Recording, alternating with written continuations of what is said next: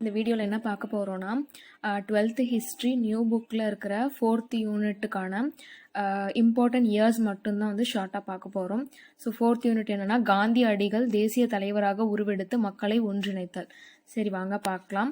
1869 October 2 Gandhi வந்து குஜராத்தில் போர்பந்தர்ன்ற இடத்துல வந்து பிறந்திருக்காரு. 1915 வந்து காந்தி வந்து சவுத் ஆப்பிரிக்காலேருந்து இந்தியாவுக்கு வந்து ரிட்டர்ன் ஆகுறாரு. இவரோட அரசியல் குரு வந்து யாருன்னா கோகலே தான். அதுக்கப்புறம் 1917 வந்து சாம்ரான் சத்தியாகிரகம் அப்படின்னு சொல்லிட்டு பீகார்ல வந்து ஒன்று நடக்குது. அதுக்கு வந்து அவர் வந்து தலைமை ஏற்கிறாரு. ஆலை தொழிலாளர்கள் வேலை நிறுத்தம் வந்து அகமதாபாத்ல வந்து நடக்குது. அதுக்கப்புறம் கேதா சத்தியாகிரகம் வந்து குஜராத்ல வந்து நடக்குது 1918. 1905 வந்து கோபாலகிருஷ்ண கோகலே வந்து இந்திய பணியாளர் சங்கம் அப்படின்னு சொல்லிட்டு வந்து ஒன்று ஸ்டார்ட் பண்றாரு.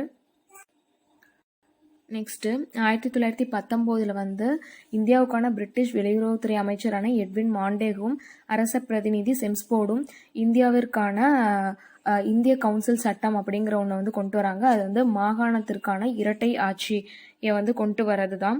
அதுக்கப்புறமா 1918 வந்து ஆகஸ்ட்ல வந்து ஐஎன்சி மாநாடு வந்து நடக்குது எங்கன்னா பம்பாயில். ஸோ அதில் வந்து என்னன்னா அந்த கொண்டு வந்த அந்த சட்டத்தை வந்து ஏற்க மறுக்கிறாங்க. அதுக்கப்புறம் சுரேந்திரநாத் பானர்ஜி வந்து லிபரல் கூட்டமைப்பு அப்படிங்கிற ஒரு கட்சியை வந்து ஸ்டார்ட் பண்ற போனதா அனௌன்ஸ் பண்றாரு. 1872 ஜோதிராவ் போலே அப்படிங்கிறவர் குலாம்கிரி அப்படிங்கிற தலைப்புல வந்து ஒரு புக் எழுதுறாரு. அதுல வந்து என்னன்னா பிராமணியத்தின் கொடுங்கோல் மற்றும் சுரண்டலில் இருந்து ஒடுக்கப்பட்ட ஜாதியினரை விடுவிப்பதற்கான அவசியம் அப்படின்றத பத்தி வந்து எழுதியிருக்காரு. 1916 வந்து பிராமணர் அல்லாதோர் அறிக்கையில வந்து என்ன சொல்லியிருப்பாங்க அப்படின்னா 3.2% பிராமணர்கள் தான் மக்கள் தொகையில இருந்தாலும் கூட அதுல வந்து 72% வந்து படித்தவர்களாக இருக்காங்க அப்படின்னு வந்து சொல்றாங்க. அதுக்கப்புறமா 1915 மார்ச்ல வந்து இந்திய கவுன்சில் சட்டத்தின்படி ரவுலட் சட்டம் அப்படின்னு ஒன்று வந்து கொண்டு வருவாங்க. அது வந்து விசாரணை இன்றி யாரையும் சிறையில் அடைப்பது அப்படிங்கிற மாதிரியான சட்டம். அதுக்கு வந்து எல்லாரும் வந்து எதிர்ப்பு தெரிவிப்பாங்க. 1919 ஏப்ரல் 13 வந்து இந்த பஞ்சாப்ல இருக்கிற அமிர்தசரஸ் அப்படிங்கிற இடத்துல வந்து எல்லாரும் வந்து கூடி இந்த கூட்டம் அந்த எதிர்ப்பு போராட்டம் மாதிரி வந்து நடத்துவாங்க. ஸோ வந்து அங்கே வந்து பஞ்சாபின் துணைநிலை ஆளுநர் மைக்கேல் ஓ டயரும் இராணுவ கமாண்டர் ஜெனரல் ரெஜினால்டு டயரும் சேர்ந்து அந்த அங்கே கூடியிருந்த மக்களை வந்து சுட்டுத்தள்ள வந்து உத்தரவிடுவாங்க. கிட்டத்தட்ட 2000 பேர் கூடியிருப்பாங்க. ஆனால் வந்து அந்த அறிக்கையில் வந்து என்ன சொல்லியிருப்பாங்கன்னா 379 பேர் உயிரிழந்துட்டாங்க, 1000க்கும் மேற்பட்டோர் வந்து படுகாயம் அடைந்திருக்காங்க அப்படின்னு மட்டும் வந்து சொல்லியிருப்பாங்க. ஸோ அதுக்கப்புறம் 1919 மே மாதம் 31 ரவீந்திரநாத் தாகூர் வந்து இந்த மாதிரி கவர்மெண்ட்டுக்கு வந்து ஒரு லெட்டர் வந்து எழுதி இந்த மாதிரி வந்து இவ்வளோ இணக்கமற்ற சூழல்ல வந்து அவமானத்தின் சின்னமா அந்த பட்டத்தை வச்சிருக்க விரும்பல அப்படின்னு சொல்லிட்டு அவருக்கு வழங்கின பட்டத்தை வந்து அவர் வந்து கவர்மெண்ட்டுக்கே திருப்பி கொடுத்துருவாரு. அதுக்கப்புறம் இந்த ரெஜினால்டு டயரையும் மைக்கேல் ஓ டயரையும் பிரிட்டிஷ் நீதிமன்றம் வந்து விடுதலை செஞ்சிருவாங்க. ஸோ அதனால வந்து 1940 மார்ச் 30 லண்டன் காங்ஸ்டன் அரங்கில் வந்து மைக்கேல் ஓ டயரை வந்து உதம் சிங் அப்படிங்கிறவர் வந்து படுகொலை செஞ்சிருவாரு.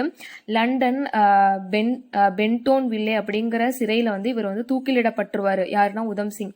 இவர் வந்து கால்சா அப்படிங்கிற ஆதரவற்றோர் காப்பகத்துல வந்து வளர்க்கப்பட்ட ஒரு சீக்கிய இளைஞரா இருப்பாரு உதம் சிங்கிறவர். நெக்ஸ்ட் வந்து என்னன்னா 1920 ஆகஸ்ட் 31 வந்து அலகாபாத்தில் வந்து ஒரு அனைத்து கட்சி கூட்டம் வந்து நடக்கும். அங்கே வந்து ஒத்துழையாமை இயக்கத்தை வந்து கடைபிடிக்க போறதா வந்து அனௌன்ஸ் பண்ணியிருப்பாங்க. 1920 செப்டம்பர்ல நடந்த கல்கத்தாவில் நடந்த ஐஎன்சி கூட்டத்தில் அந்த ஒத்துழையாமை இயக்கத்திற்கான தீர்மானங்கள் வந்து அக்செப்ட் பண்ணிடுவாங்க. 1920 நாக்பூர்ல நடந்த ஐஎன்சி கூட்டத்திலேயும் வந்து அதை வந்து அக்செப்ட் பண்ணி 1921 அதை வந்து அக்செப்ட் பண்ணி ஒத்துழையாமை இயக்கத்தை வந்து ஃபாலோ பண்ணிட்டு இருப்பாங்க. 1921 வந்து வேல்ஸ் இளவரசர் வந்து இந்தியாவுக்கு வந்து வருகை புரிவார். ஸோ அவரோட வருகையை வந்து இந்திய தலைவர்கள் வந்து புறக்கணிச்சிருவாங்க. 1922 பிப்ரவரியில வந்து பர்தோலியில வந்து வரிகொடா இயக்கம் வந்து ஸ்டார்ட் பண்ண போறோம் அப்படின்னு சொல்லிட்டு காந்தியடிகள் வந்து அனௌன்ஸ் பண்ணிடுவாரு. 1922 பிப்ரவரி 5 உத்தரப்பிரதேசத்துல கோரக்பூர்ல சௌரி சௌரா அப்படிங்கிற கிராமத்துல 22 ஆங்கில போலீஸார் வந்து எரித்து கொல்லப்பட்டுருவாங்க. ஸோ காந்தியடிகள் வந்து ஒத்துழையாமை இயக்கத்தை வந்து கேன்சல் பண்ணிடுவார். ஸோ அது கேன்சல் பண்ணனால அதில் வந்து கோபம் அடைஞ்சிட்டு 1923 சித்தரஞ்சன் தாஸும் மோதிலால் நேருவும் சுயராஜ்ய கட்சி அப்படின்னு ஒன்று ஸ்டார்ட் பண்ணுவாங்க. அதுக்கப்புறம் சட்டப்பேரவைலாம் வந்து தேர்தல்லாம் வந்து நடக்கும். ஸோ அதுக்கு வந்து சட்டப்பேரவையில் செலக்ட் ஆகிறவங்க பீப்புளில் வந்து என்னன்னா, இது வந்து தேர்தலில் வந்து 101 இடத்துல வந்து 42 இடத்துல வந்து இந்திய தேசிய காங்கிரஸ் வந்து வின் பண்ணிடும். அதுக்கப்புறம் 1925 வந்து சித்தரஞ்சன் தாஸ் வந்து இறந்துருவாரு. ஸோ சுயராஜ்ய கட்சியை வந்து கேன்சல் பண்ணிடுவாங்க. 1929 ஏப்ரல் 8 வந்து மீரட் சதித்திட்ட வழக்குன்னு ஒன்று நடக்கும். அதாவது 1929 மீரட் சதித்திட்ட வழக்கு வந்து நடந்து 3 டசன் இந்திய வீரர்கள் வந்து சிறையில் அடைக்கப்பட்டுருவாங்க அப்படின்னு வந்து சொல்லியிருப்பாங்க.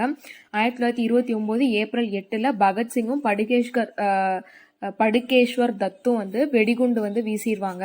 இதுதான் வந்து மீரட் சதி திட்ட வழக்கு அப்படின்னு வந்து சொல்லியிருப்பாங்க.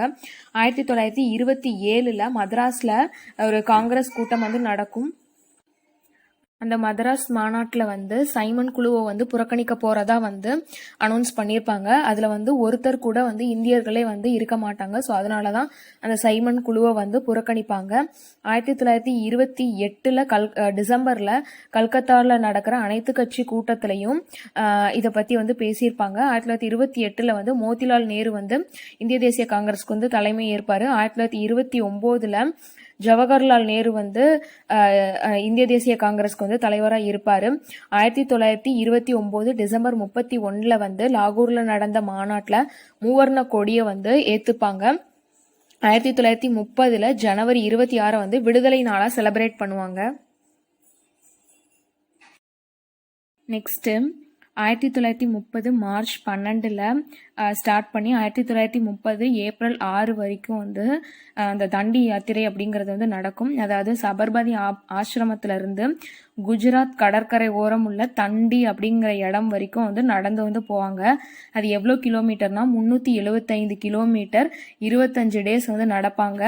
78 தொண்டர்களோட வந்து காந்தி வந்து நடந்து போய் உப்பு சத்தியாகிரகத்தை வந்து நிறைவேற்றுவார்.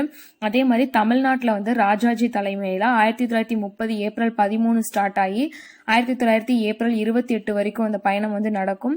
150 மைல் பயணத்தை வந்து கடந்து போய் வேதாரண்யம் கடற்கரையில போய் உப்பு எடுப்பாங்க. எதுல இருந்துன்னா திருச்சியில இருந்து வேதாரண்யம் கடற்கரை வரைக்கும் வந்து நடந்து வந்து போவாங்க. நெக்ஸ்ட் வந்து என்னன்னா வட்டமேசை மாநாடுகள் வந்து நடக்கும். அது வந்து 1930 to 32 வரைக்கும் வந்து நடக்கும். 30 நடந்த வட்டமேசை மாநாட்டில் வந்து யாருமே பார்ட்டிசிபேட் பண்ண மாட்டாங்க. 1931 மார்ச் 5 வந்து காந்திக்கும் இர்வின் பிரபுக்கும் நடுவில் வந்து ஒரு ஒப்பந்தம் நடக்கும். அதுதான் காந்தி இர்வின் ஒப்பந்தம் அப்படின்னு சொல்லுவோம். 1931 ஜனவரியில வந்து காந்தியடிகள் வந்து சிறையில இருந்து ரிலீஸ் பண்ணிடுவாங்க. இந்த காந்தி இர்வின் ஒப்பந்தத்தை வந்து கராச்சியில் நடந்த காங்கிரஸ் மாநாட்டிலையும் வந்து ஏத்துப்பாங்க.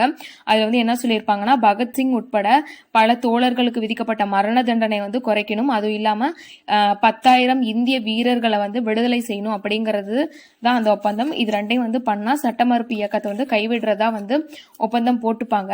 ஆனா அந்த வட்டமேசை மாநாடு நடந்ததுக்கு அப்புறமா இர்வின் பிரபு வந்து அந்த ஒப்பந்தத்தை வந்து ஏற்க மறுத்துருவாரு. ஸோ திரும்ப வந்து சட்ட மறுப்பு இயக்கத்தை வந்து கையில் எடுத்துக்குவாங்க. ஸோ காந்தியடிகள் உட்பட பல தலைவர்கள் வந்து எகைன் கைது செஞ்சிருவாங்க.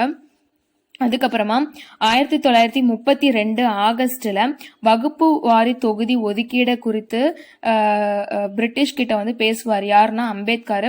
ஸோ அதுக்கு வந்து பிரிட்டிஷ் பிரதமர் ராம்சே மெக்டொனால்டு வந்து ஒத்துக்குவாரு. அதனால வந்து 1932 காந்தியடிகள் வந்து எரவடா சிறையில இருக்கும்போது இதை வந்து எதிர்த்து சாகும் வரை உண்ணாவிரதம் வந்து அனௌன்ஸ் பண்ணிடுவாரு. ஸோ திரும்ப 1932 காந்தியடிகளும் அம்பேத்கரும் வந்து பேசி பூனா ஒப்பந்தத்துல வந்து சைன் பண்ணுவாங்க. அதுல வந்து என்னன்னா வகுப்பு தனி தொகுதி அப்படிங்கறது வந்து இல்லாம அந்த தனி தொகுதியிலேயே வந்து இடஒதுக்கீடுக்கு மட்டும் வந்து அக்செப்ட் பண்ணுவாரு. நெக்ஸ்ட் வந்து அம்பேத்கர் வந்து 1937 சுதந்திர தொழிலாளர் கட்சியும் 42ல் பட்டியல் இனத்தவர் கூட்டமைப்பையும் அதே மாதிரி 1942ல் பாதுகாப்புத்துறை ஆலோசனை குழுவின் உறுப்பினராகவும் இருப்பார். ஸோ இதுதான் வந்து அந்த இம்பார்ட்டன்ட் இயர்ஸு. அதுக்கப்புறம் இது இல்லாமல் 1916ல் வந்து என்னென்னா அந்த பிராமணர் அல்லாதோர் இயக்கம் வந்து ஸ்டார்ட் பண்ணுவாங்க. அதே மாதிரி 1912ல் வந்து எல்பின்ஸ்டோன் காலேஜில் வந்து பட்டப்படிப்பை வந்து கம்ப்ளீட் பண்ணிடுவார். யாருன்னா அம்பேத்கர். அப்புறம் வந்து 1916ல் வந்து மானுடவியல் தொடர்பான சர்வதேச மாநாட்டில் கலந்து கொண்டு இந்தியாவின் ஜாதிகள் அப்படிங்கிற தலைப்பில் ஒரு ஆராய்ச்சி கட்டுரையை சப்மிட் பண்ணுவார். அது வந்து பின்னாடி வந்து அரிய இந்திய புத்தகம் அப்படிங்கிற தொகுப்பில் வந்து பதிக்கப்பட்டு ரிலீஸ் பண்ணியிருப்பாங்க. ஸோ இவ்வளோ தான் வந்து இம்பார்ட்டன்ட் இயர்ஸு. தேங்க்யூ.